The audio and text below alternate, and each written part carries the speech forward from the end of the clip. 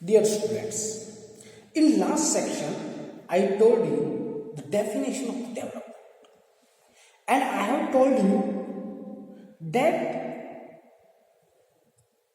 the economic situation is an indicator of the development.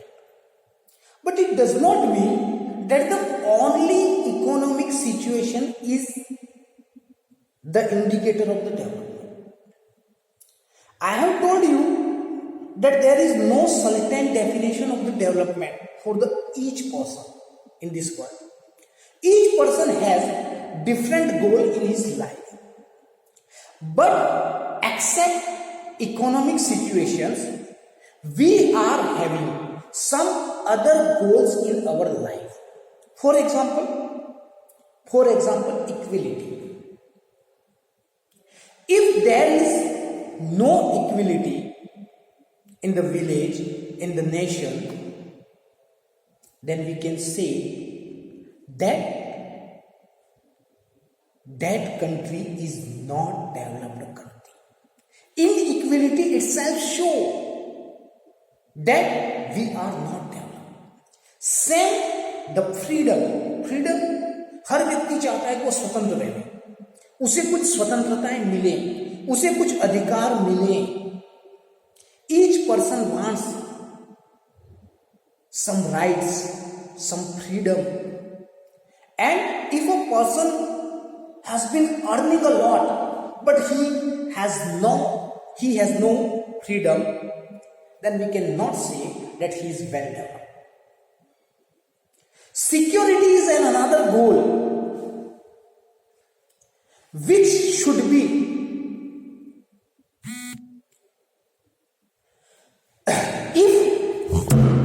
there is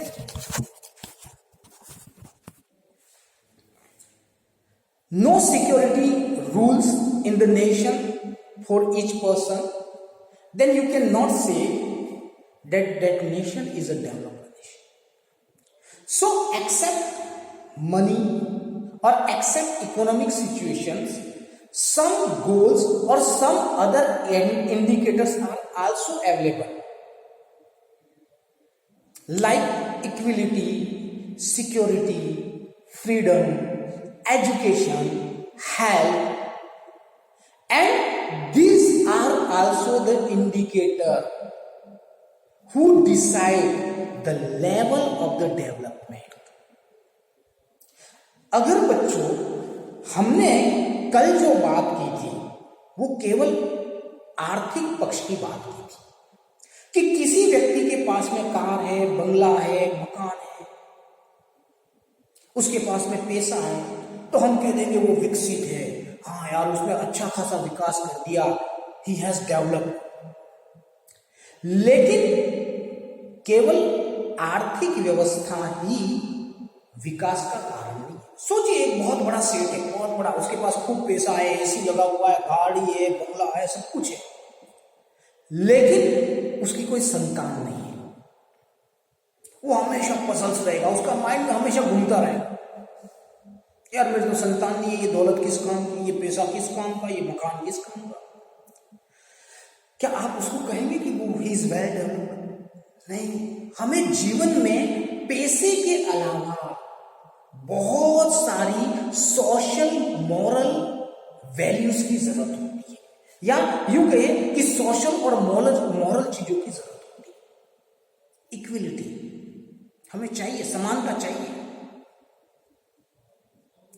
अगर बहुत सारा पैसा है लेकिन फिर भी वहां भेदभाव हो रहा है, if you are having a lot of money but still there is inequality in the nation, then you cannot say that the nation is a developed. So हमने ये समझा कि जीवन में पैसों के अलावा, रुपयों के अलावा बहुत सारे गोल और भी हो सकते हैं. अब मैं अगली बात कर रहा हूं. ये तो हमने बात की व्यक्तिगत रूप से विकास की परिभाषाएं क्या हो सकती है, जिनमें हमने आर्थिक पक्ष की भी बात की और कुछ दूसरे गोल्स की भी बात की. अब हम डेवलपमेंट एज ए नेशन की बात करते हैं. आपने सुना होगा कि अमेरिका जो है वो डेवलप्ड कंट्री है और सोमालिया जो है वो अंडर डेवलप्ड कंट्री है और कुछ देश हैं वो डेवलपिंग कंट्रीज हैं। तो यहां पर सवाल पैदा होता है, साहब अमेरिका डेवलप्ड कंट्री है, इसका मतलब क्या है? या कोई देश अंडर डेवलप्ड है तो उसका मतलब क्या है?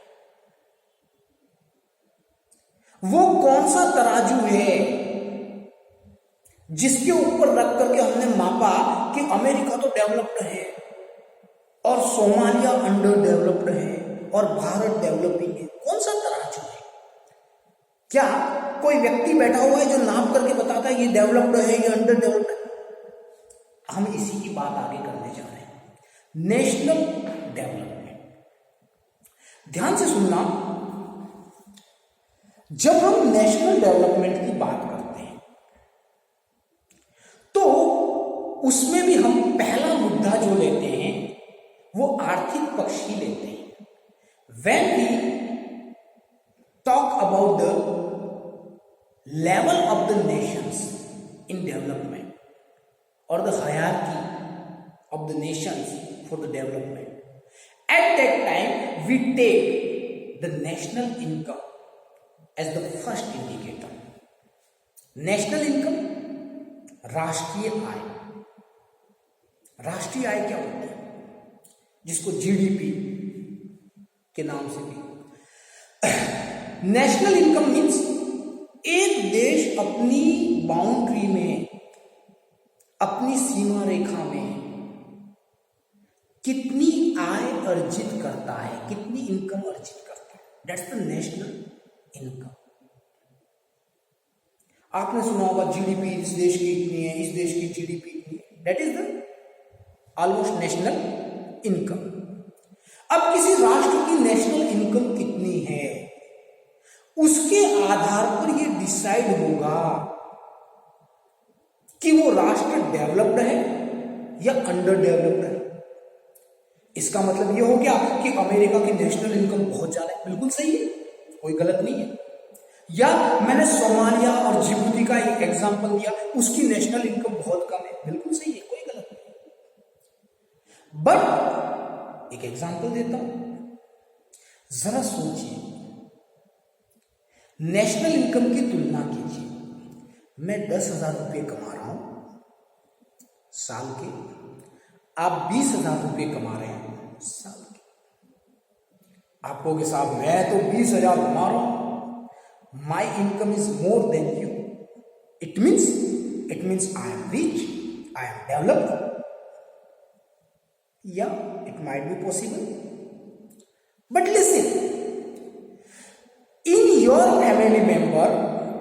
family you are having 10 members, you are earning 20,000 but you are having 10 members, but in my family I am earning only 10,000 but I have only 3 family members।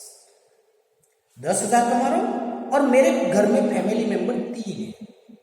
आप 20,000 कमा रहे हैं और आपके घर में फैमिली मेंबर 10 है। अब बताइए, तुलना कीजिए कौन डेवलप्ड है? बिल्कुल, you have changed your view कि साहब आपके वहां 3 लोग हैं और 10,000 कमा रहे हैं और हमारे वहां 10 मेंबर है और 20,000 कमा रहे हैं। इसका मतलब absolute income of the nation is not the right choice, is not the right indicator of the development। केवल एक नेशनल इनकम देख करके हम विकास की बारे में सोच नहीं सकते। यहां हमें कुछ और भी जोड़ना पड़ेगा। क्या जोड़ना पड़ेगा? हमें उस देश की पॉपुलेशन भी देखनी पड़ेगी। हमारे देश की राष्ट्रीय आय तो बहुत ठीक ठाक ही है, मतलब बहुत अच्छी है, but we are having a great population, a large population, बहुत बड़ी जनसंख्या, और इसलिए हमारी पर कैपिटल इनकम जो है वो कम हो जाती है। मैंने एग्जांपल दिया, मैं 10,000 कमा रहा हूं और 3 लोग हैं घर में, मतलब 3,333 रुपया हर व्यक्ति कमा रहा है मेरे घर में, और आपके घर में 20,000 कमा रहे और 10 लोग हैं, इसका मतलब हर व्यक्ति 2,000 ही कमा रहा है, या हर व्यक्ति पर 2,000 ही खर्च कर सकते हो, और मेरे परिवार में मैं 3,333 खर्च कर सकता हूं। इसका मतलब क्या है? इसका मतलब ये है कि per capital income is more than your family. My per capital income is more than your. Per capital income का मतलब होता है प्रति व्यक्ति आय। प्रति व्यक्ति मतलब सिंपल सी बात है, कुल आय बटा जनसंख्या, means total income of the nation divided by the total population. Total income of the nation divided by the total population, that is the per capital income, and the per capital income is more valuable indicator than the total income because it is divided by the population and it shows the per capital income मतलब प्रति व्यक्ति आय दर्शाता है। समझ रहे इस चीज को?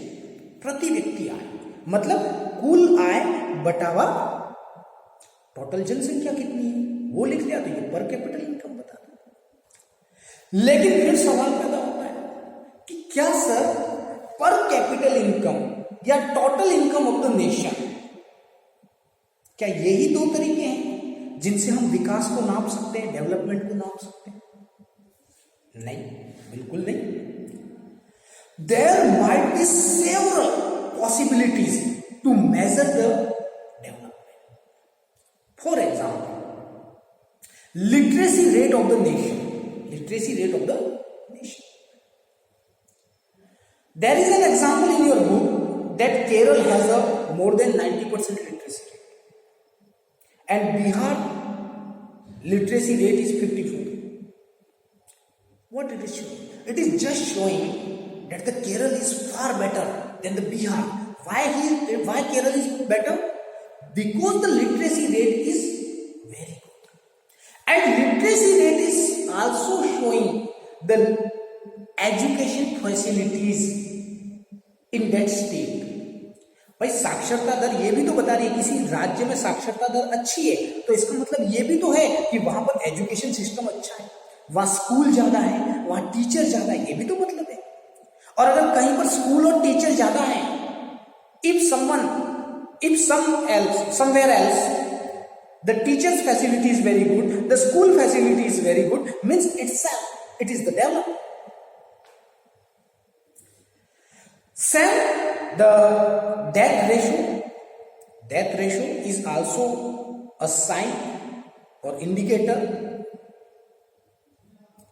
किसी देश में या किसी राज्य में डेथ रेट ज्यादा है, मतलब मृत्यु दर, मरने वालों की संख्या ज्यादा है। This indicator is showing itself that the health facilities are not very good. The health facilities are not very rich in that state. बता रहा है ना कि भैया कहीं बहुत सारे लोग मर रहे हैं, तो ये बता रहा है कि वहां हेल्थ फैसिलिटीज ज्यादा अच्छी नहीं है। और जब हेल्थ फैसिलिटीज ज्यादा अच्छी नहीं है तो ये अपने आप में बता रहा है कि that country is not very good. Getting same one another indicator which is in your book, attendance rate.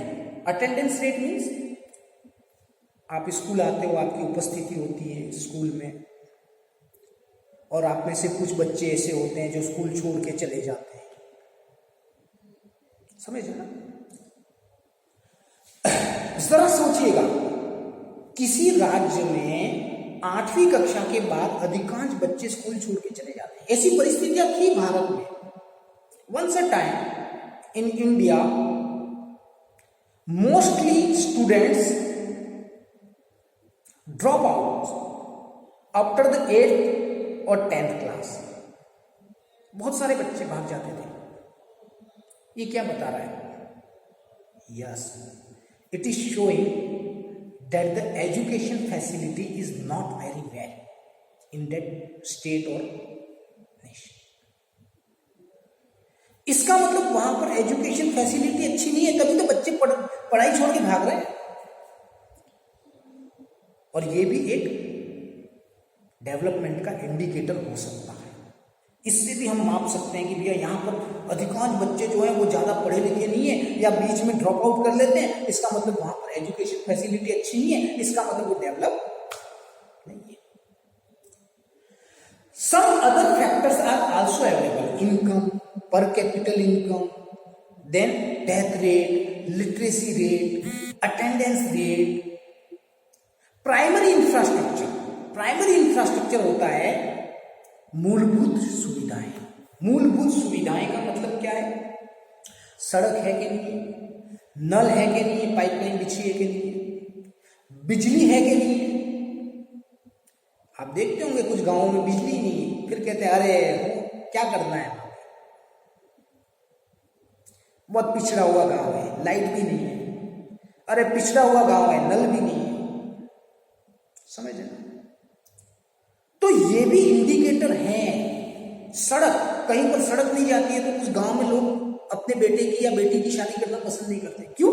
अरे पिछड़ा हुआ गांव है। तो ये प्राइमरी इंफ्रास्ट्रक्चर जो है, this is also the indicator of the development. Primary infrastructure, मूलभूत सुविधाएं बहुत सारी हो सकती हैं, रोड लाइन्स और रोड्स, सड़कें, मूलभूत सुविधाएं भी आज जरूरत है, नल की सुविधा मूलभूत सुविधा है, बिजली की सुविधा, और इन इंडिकेटर से भी हम विकास को माप सकते हैं। राइट? इनको हम पब्लिक फैसिलिटीज भी कह सकते हैं कि क्या जन सुविधाएं उपलब्ध है या नहीं है। अगर जन सुविधाएं उपलब्ध हैं तो हम कहेंगे that country is enough. For example, if you go to USA, you will find the net high intensity of the roads. Electricity is available everywhere, and so many other primary facilities are available in USA. And this is the indications of its development. So, if someone asks you the indicators of the development, then you can take these indicators: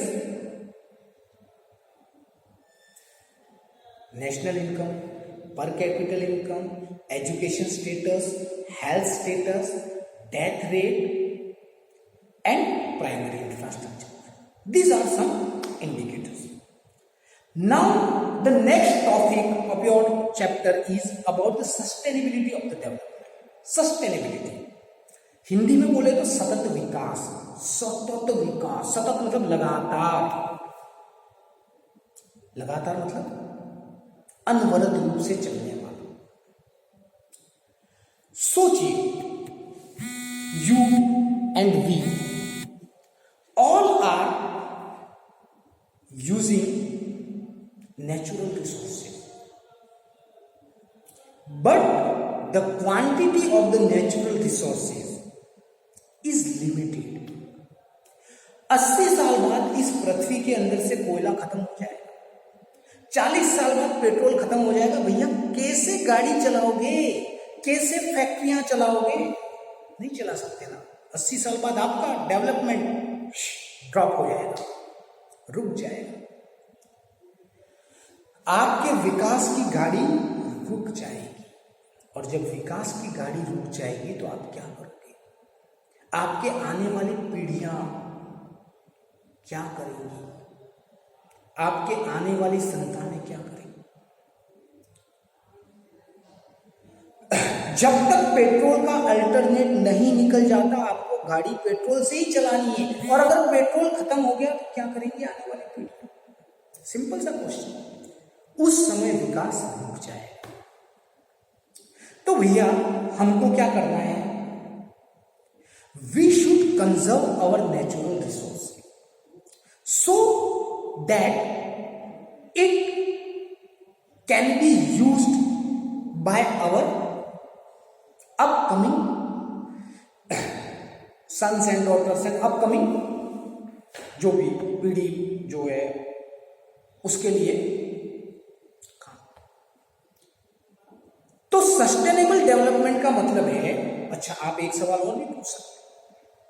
क्या पूछ सकते हैं कि साहब हम इन resources का उपयोग करना बंद कर देते हैं, इनको तुरंत हम प्रिजर्व कर देते हैं, संरक्षित कर देते हैं, बचा के रख लेते हैं, और अगर ऐसा किया तो डेवलपमेंट आज ही रुक जाएगा, आज ही डेवलपमेंट बंद हो जाएगा। भाई पेट्रोल का उपयोग बंद कर दोगे तो गाड़ियां बंद, कोयले का उपयोग बंद, फैक्ट्रियां बंद, आज ही उपयोग बंद कर दोगे तो डेवलपमेंट आज ही बंद हो जाएगा। क्या आप चाहते हैं ये चीज? नहीं चाहते। हम तो चाहते हैं सस्टेनेबल डेवलपमेंट, मतलब विकास चलता रहे आज भी एंड हमारे आने वाली पीढ़ियों के लिए भी। ध्यान से सुनना, इस चीज को हम ऐसे समझे कि जो विकास अभी चल रहा है उसे भी हमें जारी रखना है, इट शुड बी कंटिन्यू, और हमें आने वाली पीढ़ियों के लिए भी हमारे संसाधनों को, हमारे रिसोर्सेस को प्रिजर्व करके रखना है ताकि वो हमारी पीढ़ियों के लिए काम आ सके, हमारी आने वाली संतानों के लिए काम आ सके। अब आप कह सकते हो कि साहब मुश्किल तो है, बड़ा मुश्किल है, तो हम सस्टेनेबल डेवलपमेंट को रोटेट करने के लिए क्या कर सकते हैं? We are having some another ideas. We can renew our resources, हम हमारे संसाधनों को रीन्यू कर सकते हैं। रीन्यू कैसे कर सकते हैं? लोहे की बाल्टी खराब हो गई, उसमें छेद हो गया, मम्मी ने छत के ऊपर डाल दी, अब उसके ऊपर बारिश गिरी, धूप गिरी और वो लोहा खत्म हो गया। हम चाहें तो उसको लोखंड भंगार वाले को दे सकते हैं, दे दो भैया भंगार वाले को, वो क्या करेगा? फैक्ट्री में देगा, उस लोहे से नई चीज बना करके वापस दे देगा, नई चीज बना करके वापस दे देगा। ये क्या चीज है? ये है रीन्यू ऑफ आवर रिसोर्सेज। हम कई सारे रिसोर्सेज का इस तरह से उपयोग करते हैं और कर सकते हैं ताकि वो हमारे आने वाली पीढ़ियों के लिए वो संसाधन उपलब्ध हो। और क्या कर सकते हैं? बिल्कुल, हम ये भी कर सकते हैं कि हम कुछ ऐसे नवीन संसाधन खोजें जिनका उपयोग हमेशा हमेशा के लिए हो सके, जैसे रिन्यूएबल संसाधन